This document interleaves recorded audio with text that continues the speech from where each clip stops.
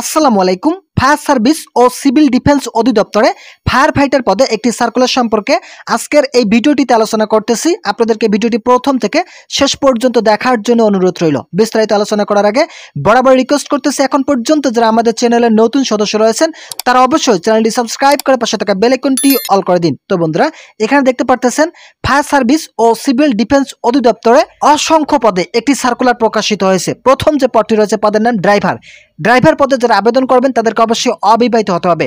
শুধুমাত্র অবিবাহিত প্রার্থীরাই এই পদের জন্য আবেদন করতে পারবেন। 15তম গ্রেডে 9,700 টাকা থেকে 23,490 টাকা প্রদান করা হবে।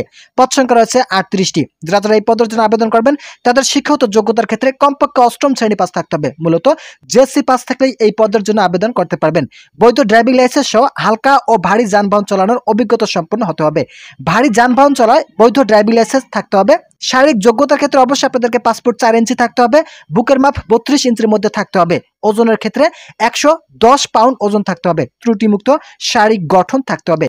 এই পদের জন্য বাংলাদেশের সকল জেলার প্রার্থী আবেদন করতে পারবেন।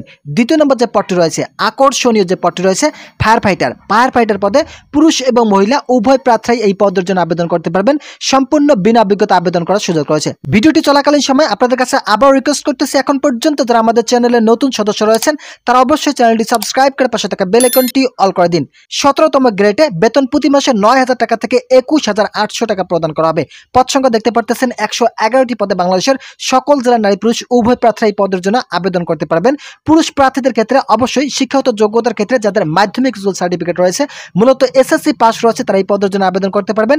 শারীরিক যোগ্যতার ক্ষেত্রে অবশ্যই আপনাদেরকে পাসপোর্ট 6 ইঞ্চি থাকতে হবে। বুকের মাপ 32 ইঞ্চি থাকতে হবে এবং আপনাদেরকে অবশ্যই শারীরিক গঠন ত্রুটিমুক্ত শারীরিক গঠনের অধিকারী এবং অবিবাহিত হতে হবে। মহিলা প্রার্থীদের ক্ষেত্রে যারা এসএসসি পাস রয়েছে, মূলত মাধ্যমিক স্কুল সার্টিফিকেট পাস করেছেন, তারা কিন্তু এই পদের জন্য আবেদন করতে পারবেন। সম্পূর্ণ বিনা অভিজ্ঞতা আবেদন করার সুযোগ রয়েছে। শারীরিক যোগ্যতার ক্ষেত্রে আপনাদেরকে অবশ্যই পাসপোর্ট 3 ইঞ্চি থাকতে হবে। বুকের মাপের ক্ষেত্রে অবশ্যই 30 ইঞ্চির মধ্যে থাকতে হবে। প্রার্থীকে অবশ্যই ত্রুটিমুক্ত শারীরিক গঠনের অধিকারী এবং অবিবাহিত হতে হবে। এই পদের জন্য সকল জেলা থেকেই আবেদন করতে পারবেন। তো বন্ধুরা, যারা এই সার্কুলারটি পেতে ইচ্ছুক তারা অবশ্যই চ্যানেলটি সাবস্ক্রাইব করে পাশে থাকা বেল আইকনটি অল করে দিন।